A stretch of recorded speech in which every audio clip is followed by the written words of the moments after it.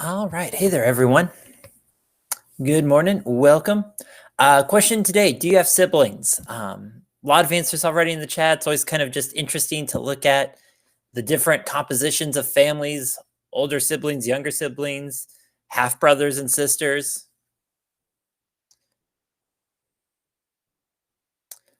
I, for example, have three younger brothers, with the youngest being 13 years younger than me. So we got a decent stretch of age ranges there.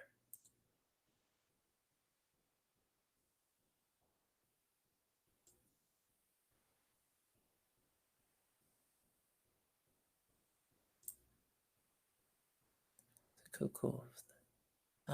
Feel free to share in the chat if you haven't already. Ooh, Allie with 8 siblings. I think Jorgen may have the record for first period here, but 8 is definitely up there as well. Um, but vocabulary for today. I hope today's a class that you really find interesting, because today we're really going to kind of dig into, in some ways it's more of a psychology class today, but kind of looking at uh, different ways that our brains can be tricked or potentially manipulated, as we kind of continue to dig into the topic of media.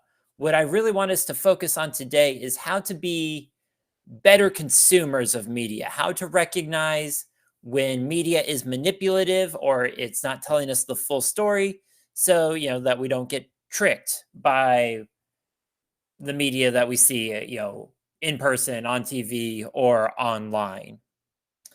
And so today we'll talk about the concept of bias, confirmation bias, the Dunning-Kruger effect, authority bias, availability cascade, declinism, and groupthink.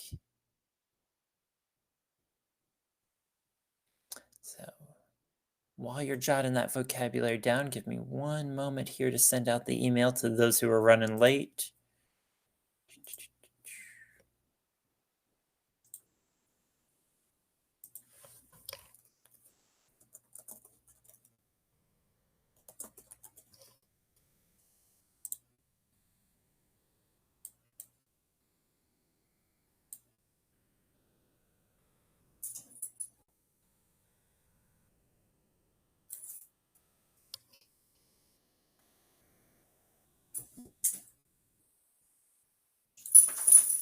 All right, here. Okay, so we left off yesterday uh, talking about the fact that increasingly more and more people get news and information about the world online, specifically on social media.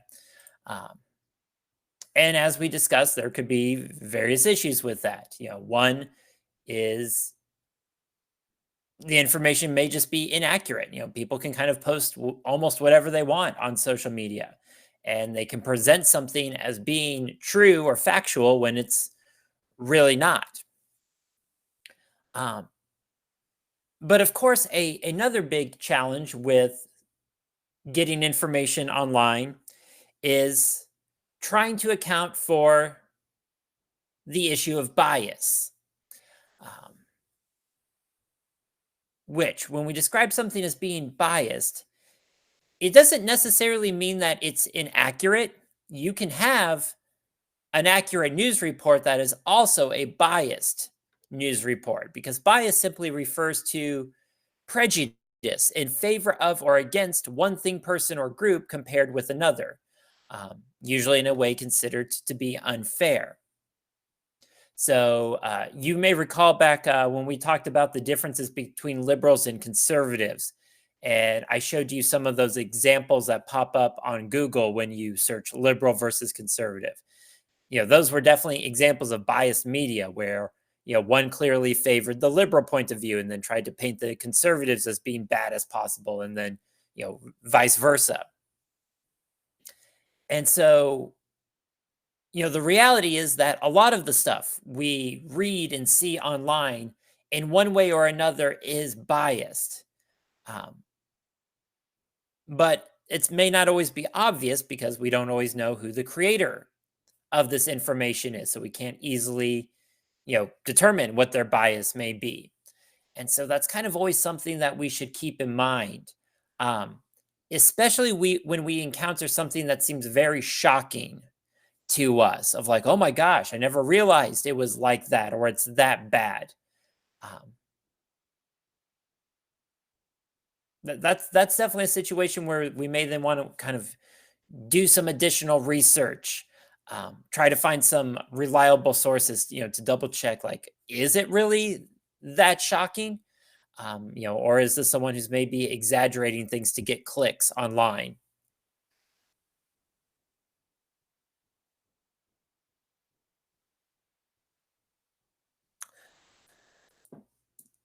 Part of the issue with getting information online is our own internal bias, um,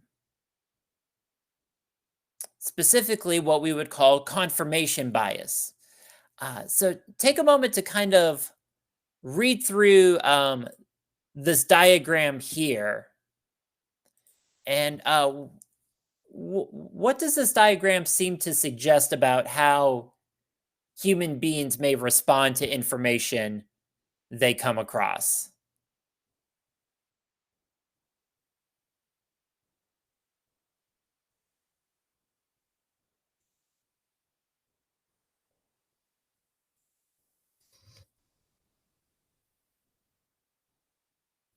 Yeah, Jorgen.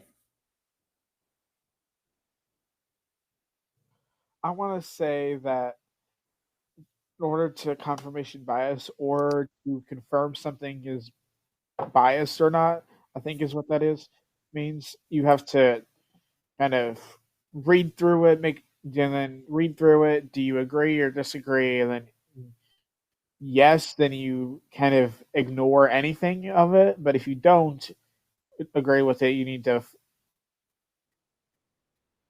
find something that's flawed, and then you need to ignore that research, and then you need to keep the overworld view of it. So basically, what it's saying is, in order to, you need to double check everything in order if it's biased or not. If it's biased, if you agree with it, fine, that's fine. But if you don't, you need to dig deeper through it to see what is wrong with it, and so you can disagree with it, so you can and don't internalize the information. Gotcha. Yeah, I see what you're saying there. So ultimately, what confirmation bias is saying here is that as human beings, we oftentimes want to just hold on to our worldview or how we view the world. And so if we come across information online that kind of lines up with how we view the world, we tend to be very accepting of it, to the point that we may overlook any flaws in that research or information because we're like, oh, yeah, that's how I kind of thought things worked anyway. That lines up with what I thought. Sounds good to me. Whereas if we come across information online that does not line up with our worldview, then we tend to be very critical of it. We may try to find even the smallest reason to dismiss it. Because as human beings, we oftentimes are not the greatest at accepting information that would force us to change our worldview. Um,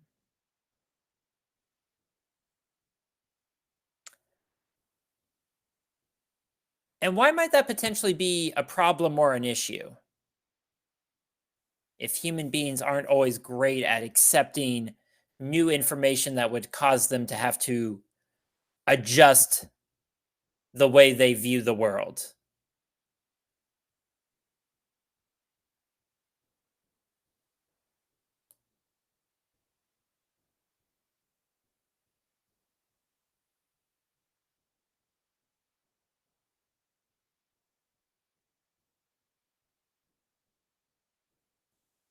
Or to think of it another way, if people are resistant to changing their mind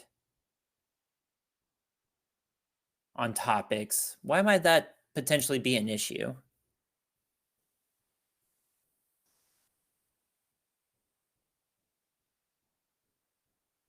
Yeah, Jorgen.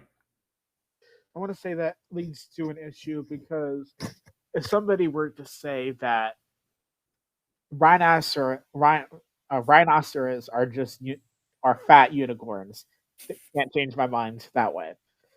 Then you got somebody who would say no, they're not unicorns, or unicorns don't exist. And then you get some other people like, oh, you're right, and then it's like kind of a bigotry of people agreeing or disagreeing, and some people might even wrestle the guy. And if you don't change your mind, it's like I don't care what you think. You can agree with me, disagree with me. I don't care. Yeah, so I think one point you're kind of making there is because people can be resistant to changing their mind or considering new information, it can oftentimes lead to arguments or conflict. And definitely you see a lot of that on the internet where someone creates a new post, and if it's something that everyone agrees with, everyone just kind of piles on of like, oh yes, absolutely, that is 100% the right way of viewing things. Or if it's something that people disagree with, oftentimes things get really heated. A lot of insults get thrown.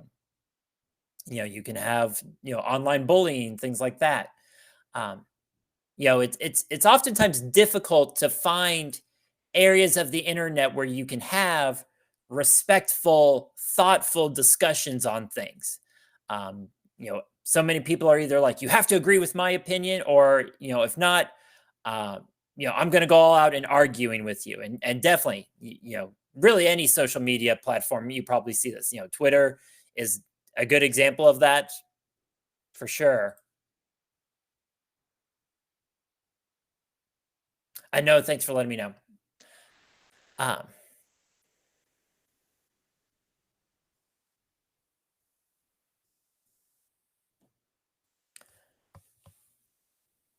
but it can also lead to resistance to making necessary changes. A good example is, in the 1950s and 1960s, where studies started coming out indicating that, smoking cigarettes had serious, negative health consequences for people, including, developing, lung disease and lung cancer.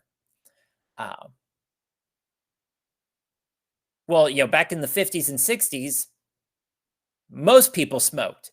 And so you had a lot of people who resisted that new information because it didn't line up with their worldview of like, well, I've been smoking for years. I don't want to accept that this is actually really bad for my health, and it's probably gonna cause me to have an early death, dying of lung cancer. So for years, you had people who resisted that new information that cigarettes caused lung cancer, because it clashed with their confirmation bias. That's not what people wanted to think about, their cigarette smoking, and so they fought back against it.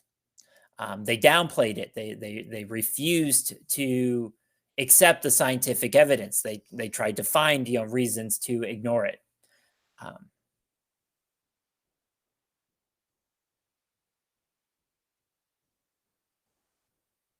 and yeah, Jordan, yeah, that's it can be a real tough situation there. Um,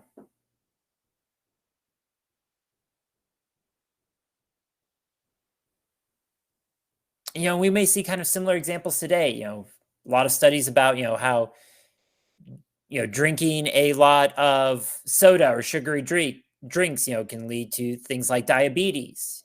Um, and you can have people who kind of resist that, because they really like their soda. They don't want to believe that that's hurting their health, because they enjoy it so much.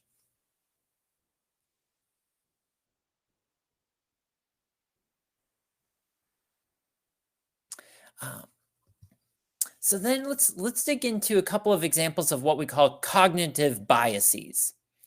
Um, Different ways that our brains may not necessarily process information correctly.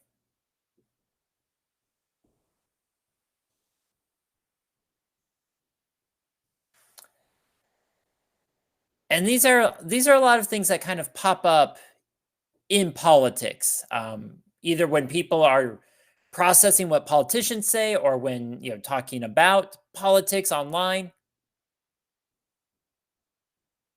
Oh, and yeah, Jorgen, yeah, good luck with that goal. Yeah, absolutely. That's an important step in that process. So the first one here, the Dunning-Kruger effect, is an interesting one that argues that the less a person knows about a topic, they may actually be more confident in it, which seems opposite. You would think that as a person has more expertise in a topic, they would then be more confident in their point of view. But we oftentimes kind of see people operate the opposite of that.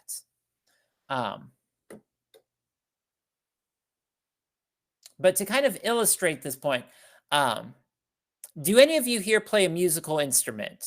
It's kind of an easy way of explaining it, but it kind of requires people to, okay, good. We got at least a couple. So what if I made the claim that, playing a musical instrument's really easy. You just got to hit the right notes on the instrument. For those of you who play musical instrument, would you agree with that? That playing a musical instrument is all just about memorizing and playing the notes? Yeah, so we got a lot of no's. Yeah, Jorgen, go ahead. I just want to say that I disagree with you because that learning the saxophone has been hard for me because I'm obviously, you're probably not musically gifted, but it's like I'm learning it. It's hard, but I'm not even getting the right notes to sound right. I'm breaking the reeds, and it's like a part of the learning process that it's like, oh my God, people have been saying online it's the easiest instrument to learn, but I think it's kind of hard to learn, and I don't care. I'm going to master it no matter what. Yeah. Yeah, absolutely. So it's one of those things of a person who isn't familiar with playing a musical instrument might kind of have that confident view of like, oh yeah, you hit the right notes at the right time and that's all there is to it. But as you actually get more experience or more knowledge on playing a musical instrument, you realize there's a lot more to it, of having proper technique, having proper rhythm, the intensity of playing a note. There's a lot more that goes into it. And so as you become more informed on a topic, you usually become aware that it's more complicated, which makes it a lot harder to just say, oh, it's good or it's bad. It's easy or it's hard. So comparatively with politics, someone might say in response to like drug crime, oh, that's a really easy problem to fix. We just need to throw anyone who has drugs in jail and that would solve it. But for people who are actually, really study that issue, they would say, no, that's way more complicated than that. Yeah, at first glance, that might seem like an easy solution, but you're failing to acknowledge the fact that people who do drugs often suffer with addiction. The addiction may overpower their fear of going to jail. So just saying you're going to throw, anyone who uses drugs in jail, that's probably not actually going to fix the issue.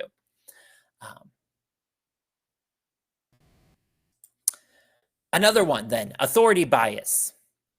Generally speaking, people tend to be more likely to trust and be influenced by ideas that come from authority figures or people that we view as being authority figures. And so, for example, if you're watching a couple of different YouTube videos and one video, the person is in a nice like suit and they might have a nice professional background, and they got, good looking, classy, I've spaced the word, but text and visuals, graphics. We might at first automatically think that is more trustworthy because it looks more polished. It looks like something that has authority. But just because you have fancy graphics and are wearing a nice suit, does that mean that person automatically knows more on the topic or is more trustworthy? And Eli, thanks for letting me know. All right, not necessarily. Maybe, maybe not. Um, but what we ultimately should do is, again, we should be like, well, who is this person? What's their background? What's their area of expertise? Um, we should kind of try to do a quick Google search on the person's name, kind of see what we can find out about the person.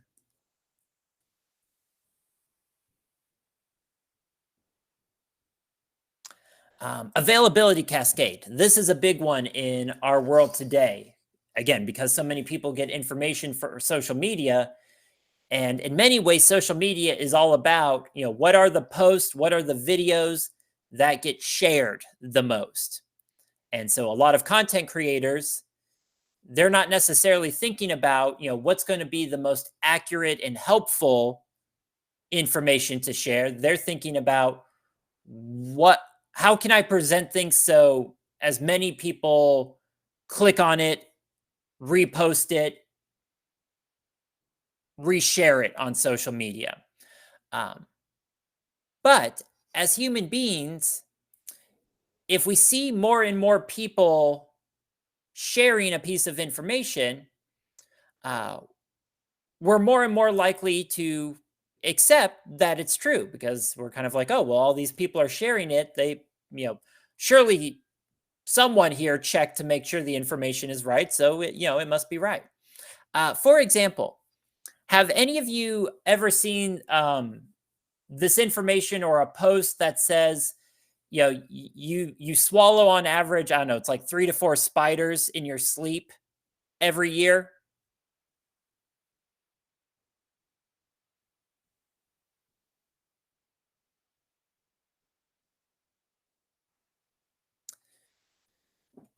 Yeah, several of you mentioned you've seen it, you've heard it. Um, it's a pretty common post that, every now and then, pops up on social media. So that information is completely made up. It was part of a college study where the the people who were conducting the study wanted to see how quickly could false information be shared online, and so they just made that up of like, yeah, totally, you swallow like 3 to 4 spiders in your sleep every year. Um, and obviously that then got shared all over the internet to the, because I think that study was done back either in the late 90s, early 2000s, but it's still getting shared today, 20 years after the fact. Um, and because it's something that keeps getting shared and reposted online and people constantly see it, you have a lot of people who do think that's true because they're like, oh yeah, I've seen that on the internet all the time. That must be true if it's constantly getting reposted. Um, Declinism, then. This is a big one in politics. As human beings, we oftentimes romanticize the past, meaning we like to think fondly on the past. We like to think of the past as being a great time period. And as a result, then believe that society and institutions are in decline or they're getting worse over time. Um, so you especially might hear this from older people all the time of like, oh, the country isn't like what it used to be. Things were so much better in the past, when I was growing up. But if we really kind of stop and think about that for a moment, when you are little, 5, 6, 7 years old, why might the world have seemed so much better back then? Regardless of when a person grew up, if you're 5, 6, 7 years old, why would the world seem better back then? Right. As Jason notes, you probably weren't watching the news or partaking in politics back then. Um, your your family, your parents probably sheltered you from a lot of the negative realities of what was going on when you were 5, 6, or 7. If there was like a mass shooting on a given day, your family probably didn't tell you about it. They may have tried to avoid having the news on while you were in the room so you didn't find out about it. They were sheltering you that. Or yes, Braden, great example. You might have people who grew up in the 80s and talk about, oh, how much better things were in the 80s compared to today. Completely ignoring the fact that you're absolutely right that drug usage was a lot higher in the 80s compared to what it is today. Or you see that a lot with politicians talking about how like crime is out of control in the United States now. We've really got to crack down on crime in the United States. It's becoming a war zone in American cities. When in reality, crime is significantly lower compared to, again, what it was in the 80s and 90s. It did tick up a bit with the COVID shutdowns, but has been on the decline since then. But again, it's an example where people often don't remember the full reality of the past, and so they romanticize the past and think things were so much better in the past, and then by comparison believe that everything is terrible in the present, when in reality our country's made a lot of progress in a lot of areas compared to what it was in the past. But you see politicians use that a lot of this current politician, is doing a terrible job. The country is in ruins. We need to go back to how things were in the 80s or, the 90s or, whenever. Framing effect then is the idea that we might come to a different decision or a different conclusion on a topic based on how it's presented to us. And so I have an example here to kind of paint the picture of the framing effect.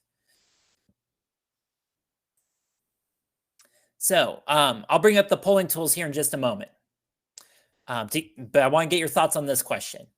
Do you think the government should spend more of Americans' tax money to restrict immigration into the United States instead of funding programs that could support struggling Americans? Green check mark if you agree with that, red X if you would be against that.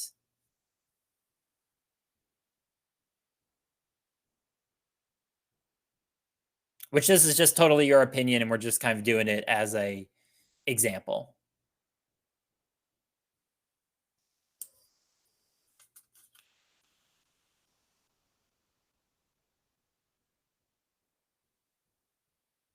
Good. Got responses from most of you. Still looking for a response from Andy, Allie, Noah, Keegan, Naya, Destiny, Gracie, Javion, Anthony, Braden, and Hannah.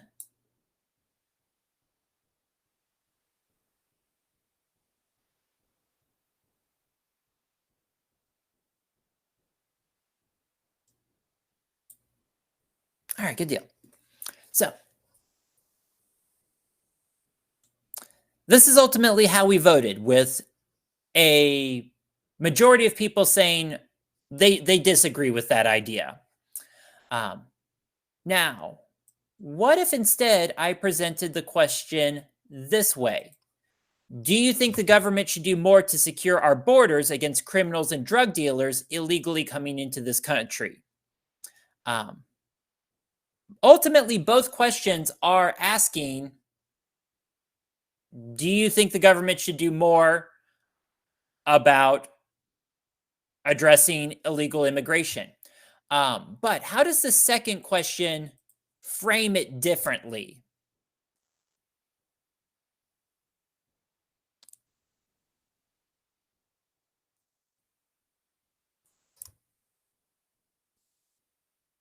Yeah, Ira, absolutely.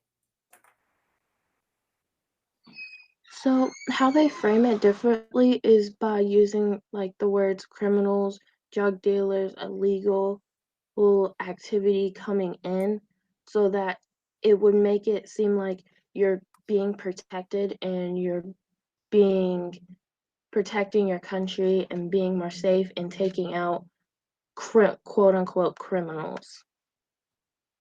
Yeah, absolutely. And ties nicely with Jason's comment as well. So, um,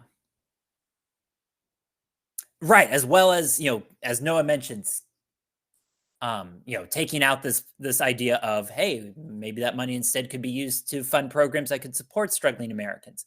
So both of these questions are biased in how they frame or present the issue. This first question is trying to nudge people to not support um, greater restrictions on immigration, by saying, oh, well, that's going to cost more of your tax dollars to do that. That's money that maybe the government could use to support struggling Americans. It's trying to present the issue in a way to get people to not support greater immigration control. Whereas the second question obviously wants you to say yes by kind of creating a fearful picture in your mind of, it's criminals and drug dealers that are illegally coming into the country, using the word secure, causing people to think about security. And so word choice really matters when we discuss political issues. And so that's another thing to kind of think about when you come across information about government, politics, politicians online, or, you're watching political advertisements, is how are they framing these issues? What vocabulary do they use?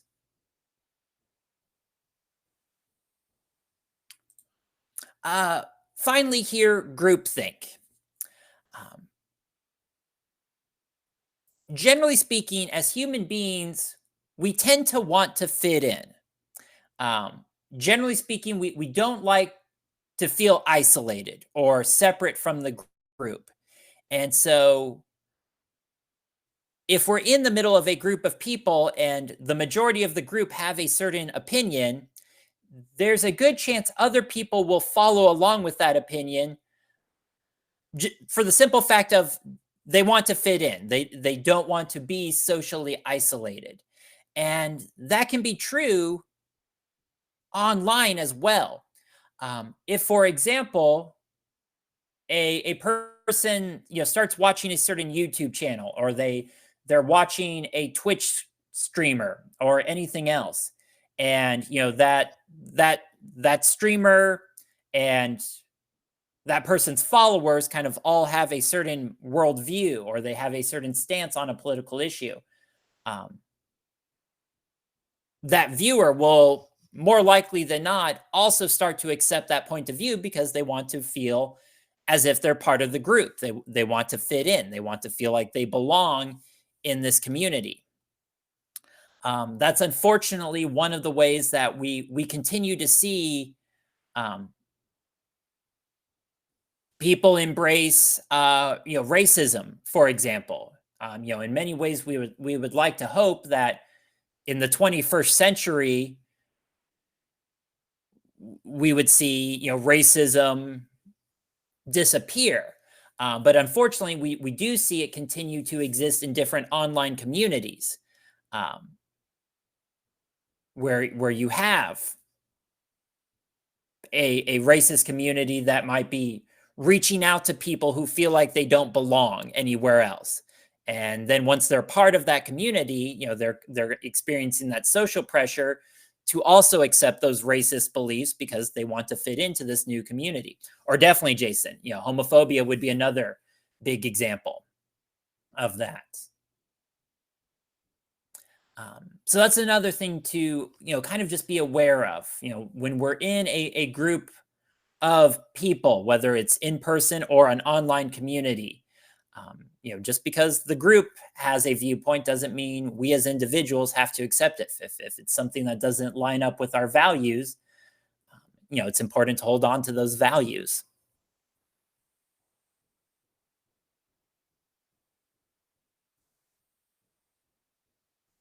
All right. So let's then dig into a couple of real world examples and see if we can identify the bias or kind of red flags that let us know there might be some bias. So this is just a headline from an article that says New York's worst in the country voting system. The supposedly progressive state is disenfranchising its citizens, which disenfranchise would mean restrict or eliminate the right to vote. So what might be some word choices here just within the title, the headline, that might indicate this is maybe a biased article?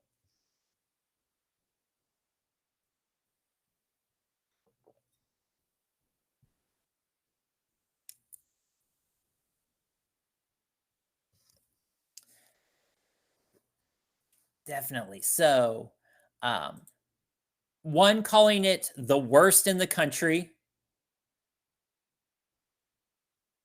is probably an exaggeration of sorts, because if you were actually going to prove that one state had the worst in the country voting system, you would then have to actually have the data comparing it to all of the other states, which ultimately this article did not do. So that's kind of an exaggerated title headline, probably just to get clicks, get more people to look on it. And then, yeah, also this word supposedly is kind of like a snarky, sarcastic word to include in the headline. So it's a quick example of how vocabulary matters. It's the framing effect here. This is an article that is clearly going to frame New York's voting system as a negative, and is kind of getting the reader primed to think that way. What's also important to note here is that this article is labeled ideas, because a lot of news organizations, whether it's in print or online, will run articles that are called editorials, or they may also be called opinion pieces or ideas, as listed here. And if something is an editorial, it means it's not meant to be objective reporting. It is instead one writer's interpretation of events, he or she giving their views on what they think about a news story. And so this is an example of an editorial. This writer is not just trying to give you the facts on how New York's voting system works. He or she is giving their interpretation or their opinion of it, which is not necessarily bad. Editorials can be valuable because they provide us with different perspectives, different points of view on issues. The problem often is that a lot of websites don't do a very good job of labeling and separating their editorials from their factual reporting. And so a lot of people get things mixed up. They may read an editorial and view it as if it's supposed to just be factual reporting. The same thing is true with a lot of cable news channels. CNN, MSNBC, Fox News, they have a variety of programs. Some of those programs are supposed to just be kind of the factual reporting of the news, whereas others are editorials, where the person at the desk is really giving their opinion or their interpretation of the news. But generally speaking, cable news doesn't do a good job of clearly labeling when is it factual news versus when it's editorial. And so, yes, Jorgen, yeah, Fox News is definitely an example of that. Especially a lot of their evening program is editorial work, where it's one person giving their opinion or their interpretation of the news, but that's not always clearly labeled or advertised. And so when people tune in and watch that, they may not fully understand or appreciate that, and may kind of just interpret it as if it's supposed to be fact. So whenever we're reading something online, we should always check and see, is it in the editorial section? Is it labeled in an opinion piece? Here's another interesting example. This is back from the 2020 election where former President Donald Trump shared this on Twitter of saying, Twitter shuts down entire network to slow spread of negative Biden news. Wow, this has never been done in history. This includes his really bad interview last night. Why is Twitter doing this? Bringing more attention to Sleepy Joe and big tech. So at first, when we look at that, yeah, that seems like a pretty important news story, that if you had a news media, or excuse me, a social media website, shut down its servers because it didn't want negative news about a certain politician to shut down. And we can see that he included a link to a website about this information. And we can see that the website is the Babylon Bee. So take a quick moment, do a quick Google search for the Babylon Bee. Don't actually go to the website, but try to just find information about that website and see what pops up. What can you tell me about this website, the Babylon Bee? Even just by doing like a quick Google search on it.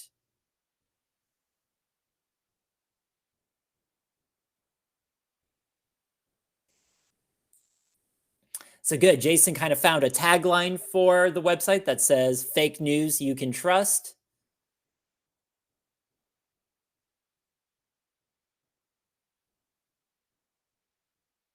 What else? Anyone else able to find kind of more information about this website, the Babylon Bee?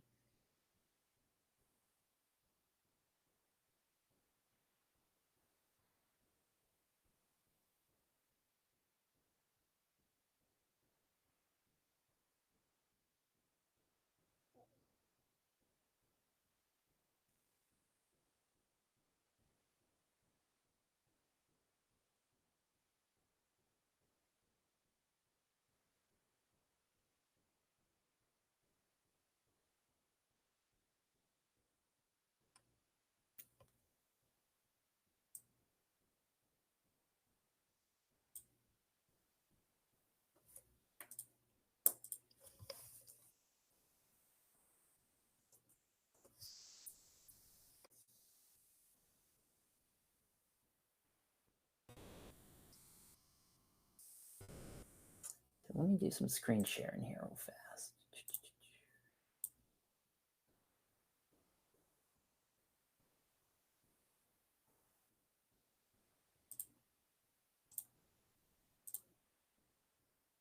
Okay.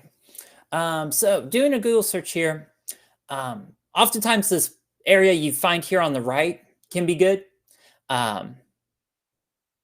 So yeah, Tahira's comment.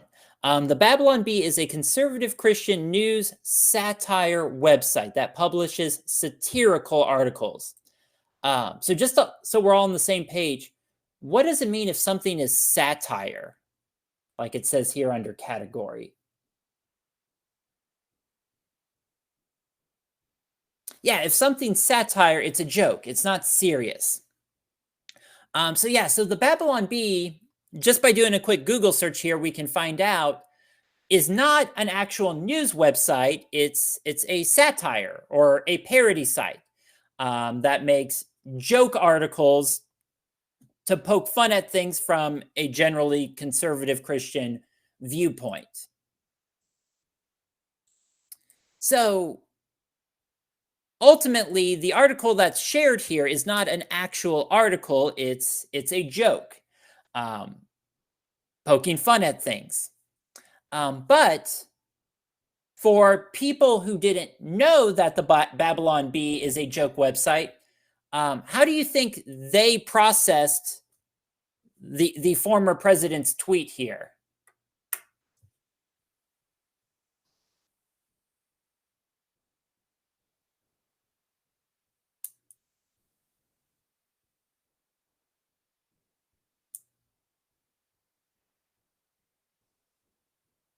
Yeah, probably at minimum, as Keegan mentions, it's probably going to cause some confusion. Or again, if we go back to our biases here and we think about the authority bias, if the president of the United States writes something out, and especially if you're someone who supports that particular politician, what would probably be your conclusion at this point?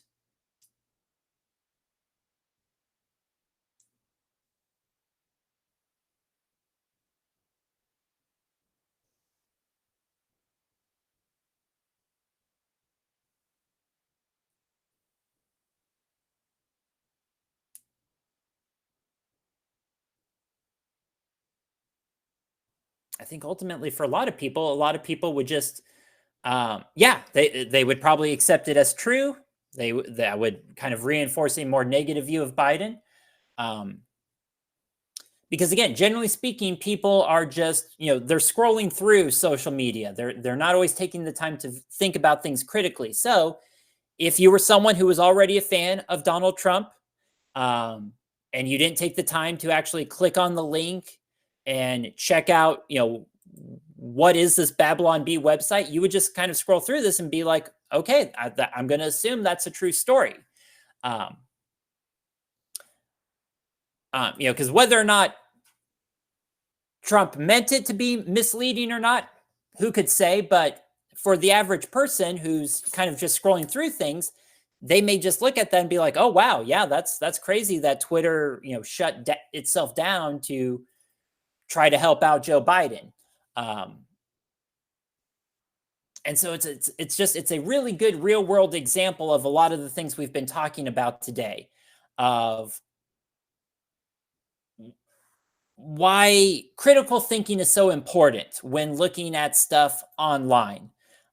That, when a crazy news story is shared, we actually take the time to check out the article, which if you were to actually read the article, here's some of it here. Within 5 seconds of reading the article, it should jump out like, oh, this is not a true story. But again, if people are kind of just being lazy in their reading, if they don't bother to click on the article, if they don't bother to do some research on where the information is coming from, they can easily be tricked.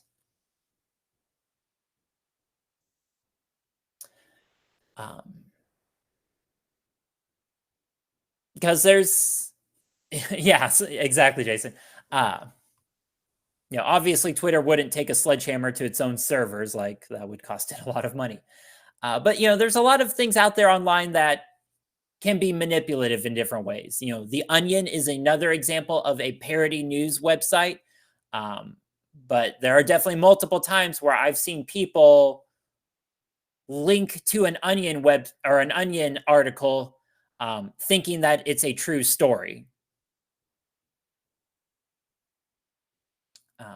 Or you can have other websites that purposely use exaggerated language to get attraction, to get readers. And so we kind of always want to be doing these things when we're looking at information online. We want to consider the source. Where is this information coming from? Is it trustworthy? We want to do more than just read the headline. We actually want to click on the article and see, does the article actually have information that backs up the headline? Who wrote it? Are they trustworthy? Do they have the right background to be a trusted source? Do they provide sources? A lot of articles will have links to other web pages within their article. You should click on those links to at least see where they go, because sometimes websites will just cite themselves. And so when you click on one of their blue links, it just takes you to another page on their own website. Well, at that point, you're not bringing in any outside sources. You're just resourcing yourself. That's kind of a red flag. Checking the date of when things were produced. Again, this is especially big with a lot of the videos that are being shared out of the conflict in the Middle East and Israel right now. A lot of people sharing old videos from older conflicts, claiming that they're new videos from Israel.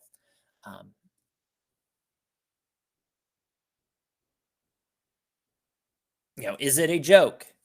And of course, always can ask the experts. You can always go to a librarian. You can obviously ask, faculty here at school. There are different fact-checking websites, like what Snopes, for example. You can always just put, if you saw a news story about like gas inflation about the president, you could always just search, Biden gas inflation fact check, and find, some different resources to kind of double check, what's the reality of the situation here. So important things to keep in mind. As always, if you have any questions, stick around. Happy to answer them. Otherwise, you're good to go. Hope you have a great day. Don't forget about doing your reflection tomorrow. And I won't see you on Monday because Monday's going to be an asynchronous day for government. I need to add that to the announcements page. So I will see you guys on Wednesday next. Thanks, Noah. See ya.